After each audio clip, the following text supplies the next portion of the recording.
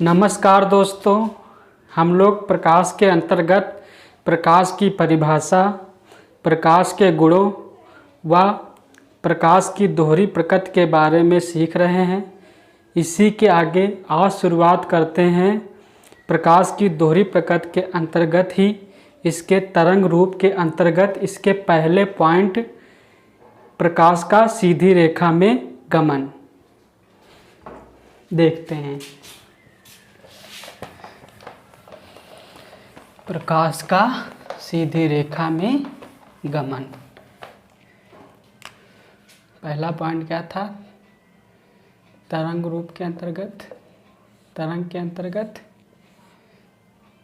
प्रकाश का सरलरेखी गमन, प्रकाश का सरल रेखी गमन समझते हैं। इसके बारे में, जब कोई प्रकाश किसी समांग माध्यम में गमन करता है, जब कोई प्रकाश किसी समांग माध्यम, ऐसा माध्यम जिसमें क्या घनत्व हर जगह क्या हो, सेम हो, क्या होता है? समांग माध्यम। जब कोई प्रकाश समांग माध्यम में गमन करता है तो प्रकाश की गति क्या होती? एक सरल रेखी गति होती है। इसके अंतर्गत एग्जाम्पल के तौर पे हम छाया, शैडो,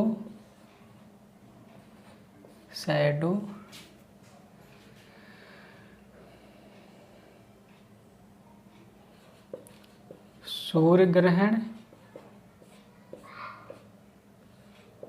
सोलर इक्लिप्स, चंद्र ग्रहण, लूनर इक्लिप्स और सूर्य छिद्र कैमरा यानी पिन होल कैमरा इत्यादि के बारे में देखते हैं प्रकाश के सरलरेखी गमन में। छाया के बारे में देखते हैं।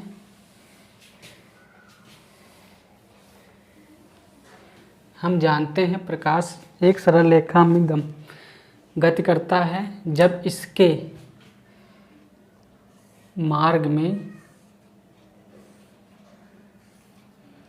कोई अवरोध आ जाता है, अर्थात कोई अपारदर्शी वस्तु आ जाती है, तो प्रकाश अपने गुणों के कारण, प्रकाश सीधी रेखा में चलता है, अपने गुणों के कारण आगे नहीं जा पाता है। यदि इस अपारदर्शी वस्तु के पीछे कोई पर्दा रख दें तो पर्दे पे कुछ भाग काला दिखाई पड़ेगा। इस काले भाग को ही इस वस्तु की यानी कौन सी वस्तु की? अपारदर्शी वस्तु की छाया कहते हैं। अपारदर्शी वस्तु की छाया कहते हैं। अब क्या हो, यदि स्रोत का आकार यानी लाइट का आकार जिससे प्रकाश उत्पन्न हो रहा है, सोर्स माने स्रोत का आकार इस वस्तु से बड़ा हो जाए, इसका आकार क्या हो, इससे बड़ा हो जाए, तो क्या हो जाता है?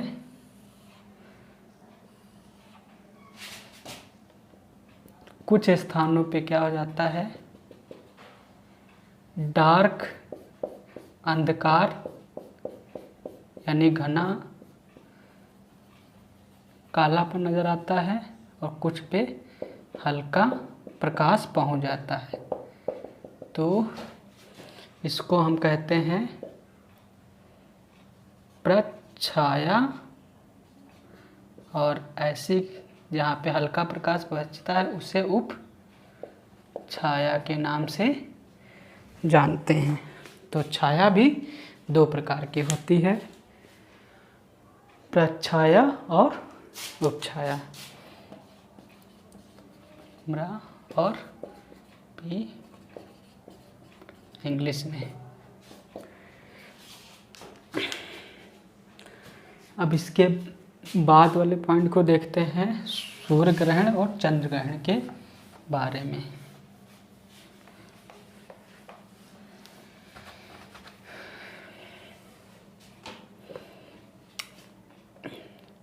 सूर्य एक तारा है,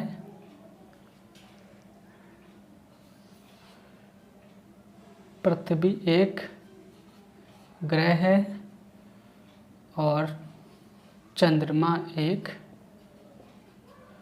उपग्रह है। ये पृथ्वी अर्थ, ये हम लिख देते हैं सूर्य चंद्रमा। कभी कभी मेरे दिल में ख्याल आता है, नहीं भाई, कभी कभी पृथ्वी और सूर्य के बीच चंद्रमा आ जाता है। इस दशा में पृथ्वी के कुछ हिस्सों में अंधकार या छाया नज़र आती है। इस दशा को हम यहाँ पे खड़े होकर गए तो हमको सूर्य नहीं दिखाई पड़ेगा, तो हम क्या कहेंगे, इस कंडीशन को कहते हैं सूर्य ग्रहण। ये हमेशा अमावस्या के दिन होता है, अमावस्या के दिन ही होता है। लेकिन कभी कभी कंडीशन क्या हो जाती है कि चंद्रमा और सूर्य के बीच कौन आ जाता है, पृथ्वी आ जाती है, तो इसे कहते हैं चंद्र ग्रहण। यह हमेशा पूर्णिमा के दिन होती है, खूबसूरत रात पूर्णिमा के दिन होता है।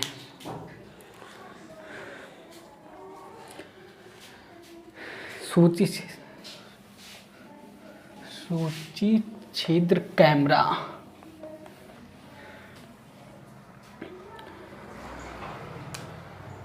आप देखते हैं प्रतिबिंब के बारे में, प्रतिबिंब के बारे में यानी इमेज। किसी बिंदु वस्तु से चलने वाली प्रकाश किरणें अपवर्तन या परावर्तन, चाहे परावर्तन पहले कह दो, परावर्तन या अपवर्तन के पश्चात जिस बिंदु पर मिलती हैं या जिस बिंदु से आती हुई प्रतीत होती हैं, उसे पहली बिंदु वस्तु का प्रतिबिंब कहते हैं। ये दो प्रकार का होता है, वास्तविक प्रतिबिंब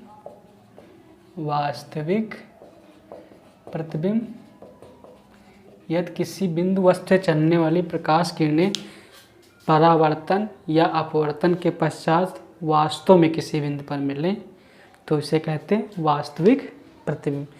यदि किसी बिंदु वस्तु से चलने वाली प्रकाश किरणें परावर्तन या अपवर्तन के पश्चात किसी बिंदु से आती हुई प्रतीत होती हैं तो उस प्रतिबिंब को क्या कहते हैं, आभासी प्रतिबिंब। ये हमेशा उल्टा बनता है, ये हमेशा सीधा बनता है, याद रखना।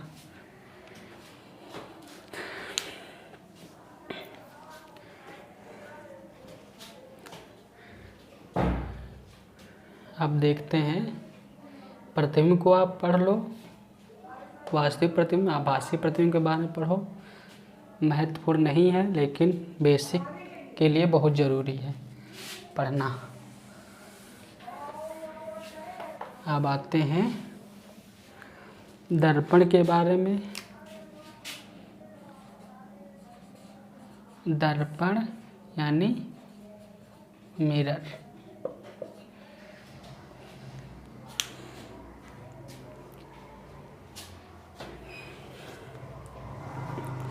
किसी कांच के टुकड़े पर हम जब इसकी पारा या सिल्वर चांदी का लेप या पॉलिश करके उसके ऊपर क्या फेरस ऑक्साइड या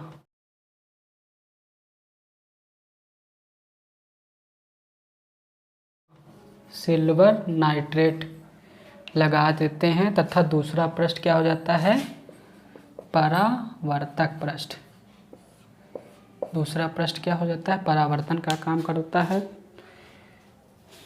तो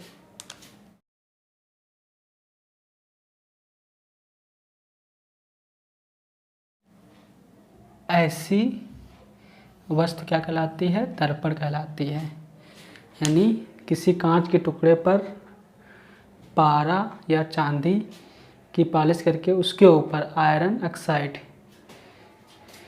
या सिल्वर नाइट्रेट का लेप कर दिया जाता है तथा दूसरा पृष्ठ क्या हो जाए, परावर्तक की भांति व्यवहार करने लगे, तो ऐसे वस्तु को हम क्या कहते हैं, दर्पण। दर्पण दो प्रकार का होता है, समतल दर्पण और गोली दर्पण। यानी इसको कहते हैं प्लेन मिरर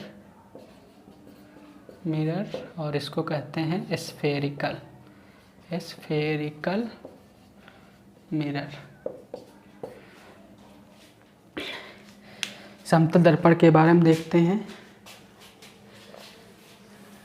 गोली दर्पण के बारे में कल सीखेंगे।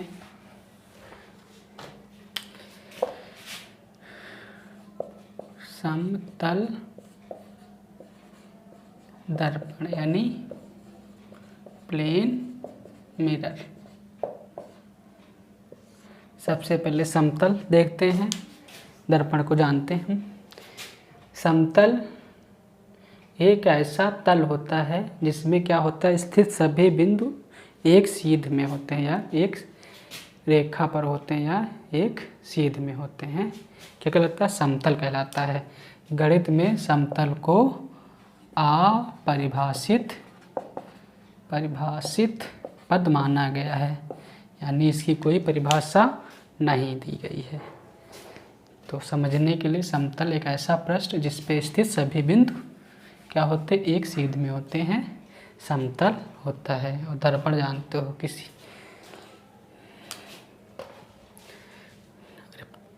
पारा या चांदी की पॉलिश करके उसके ऊपर आयरन ऑक्साइड या सिल्वर नाइट्रेट का लेप करके क्या होता है, समतल दर्पण बनाया दिया जाता है। पृष्ठ कैसा होना चाहिए, समतल होना चाहिए, अपवर्तक पृष्ठ। अब समतल दर्पण से संबंधित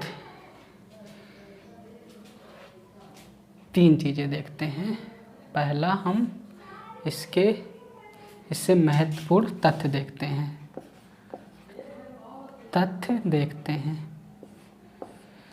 क्या होता है, समतल दर्पण की ओर अगर हम v वेग से चल रहे हो तो दर्पण के अंदर हम दुगने वेग से नज़र आते हैं। 3 मीटर प्रति सेकंड के स्पीड से चल रहे हैं तो यहाँ पे कितना आ गया, 6 मीटर प्रति सेकंड के वेग से आप चलते नज़र आओगे।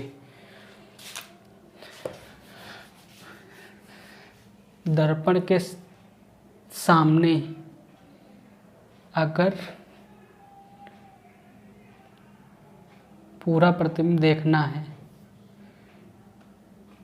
h हो तो दर्पण की लंबाई तुमसे कम से कम आधी होनी चाहिए। अगर तुम 6 फीट के हो तो दर्पण कम से कम 3 फीट का होना चाहिए।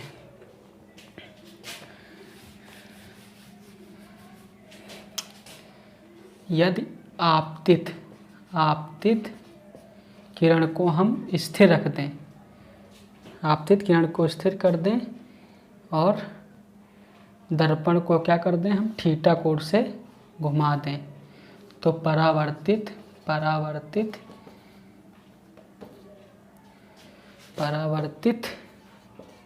किरण कितना हो जाता है, 2 थीटा कोण से घूम जाती है। यानी आपतित किरण को हम स्थिर कर दें, दर्पण को घुमा दें, तो परावर्तित कोण 2 थीटा से या किरण 2 थीटा से घूम जाती है। यदि हम कमरे में खड़े हैं और कमरे की एक तरफ मिरर लगा है, दूसरी तरफ इधर मिरर लगा है, ये मिरर है और ये दीवार है। इस दीवार को पूरा देखना किसी व्यक्ति द्वारा, तो 3 कंडीशन होनी चाहिए। एक तो दर्पण की लंबाई क्या हो, इस दीवार से तिहाई होना चाहिए। दूसरी बात, इस व्यक्ति को ठीक बीचों बीच में खड़ा होना चाहिए। ठीक, ये पॉइंट, ये तथ्य हैं, फैक्ट। 2 दर्पण किसी भी कोण पे स्थित हों, 2 दर्पण अगर किसी भी कोण पर स्थित हो, मान लो थीटा कोण पर स्थित हो, उनके बीच प्रतिबिंब ज्ञात करना हो, कितने प्रतिबिंब बनेंगे, प्रतिबिंब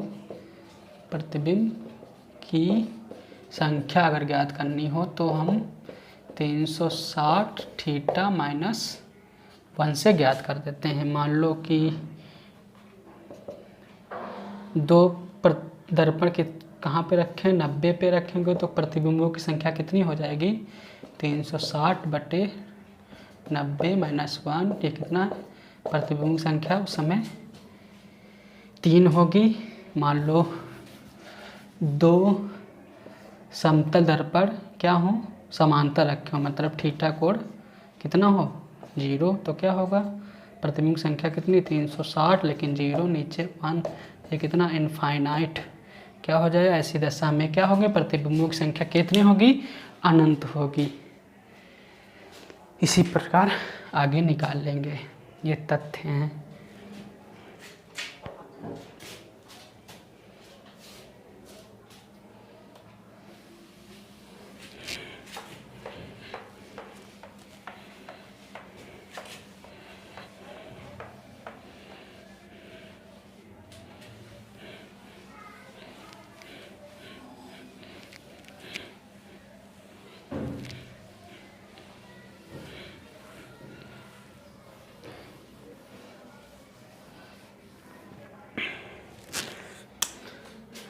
आपतित किरण को नियत रखते हुए दर्पण को क्या हमने थीटा कोण से घुमाया,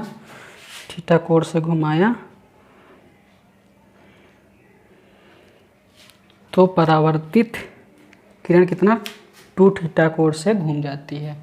आपतित किरण को नियत रखते हुए दर्पण को थीटा कोण से घुमाया, तो परावर्तित किरण 2 थीटा से घूम जाती है। अब आते हैं समतल दर्पण द्वारा प्रतिबिंब। सबसे पहले हमने देखा समतल दर्पण के बारे में 3 कुछ महत्वपूर्ण तथ्य यानी फैक्ट देखें। आप प्रतिबिंब का बनना, समतल दर्पण द्वारा हमेशा उल्टा प्रतिबिंब बनेगा और आभासी होगा।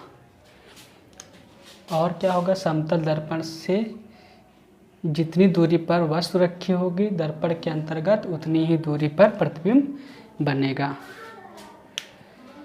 समतल दर्पण द्वारा प्रतिबिंब हमेशा पार्श्व उल्टा बनता है, पार्श्व उल्टा होता है, मतलब क्या हो जाता है, घूम जाता है।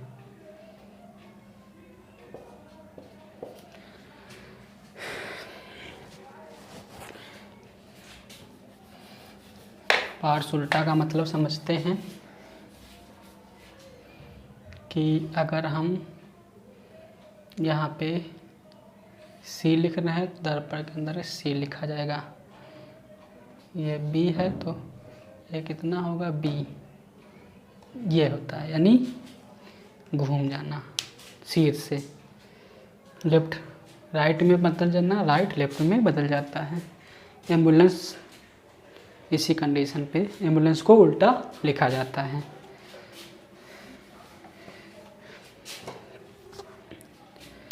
हमेशा प्रतिबिंब उल्टा बनेगा, प्रतिबिंब हमेशा सीधा बनेगा, आभासी होगा, आभासी और पार्श्व उल्टा होता है। मतलब क्या हो जाता है, लाइट लेफ्ट चेंज हो जाती है। अब आते हैं और प्रतिबिंब वस्तु के बराबर ही बनता है। और उपयोग क्या होता है इसका उपयोग, समतल दर्पण का उपयोग 3 चीज़ों में करते हैं। आईना के रूप में, लुकिंग ग्लास, परिदर्शी के रूप में, पनडुब्बियों वगैरह में परिदर्शी के रूप में, और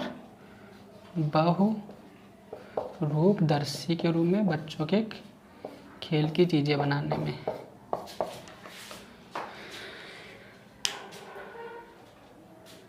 मिलते हैं कल। Thank you. इसके आगे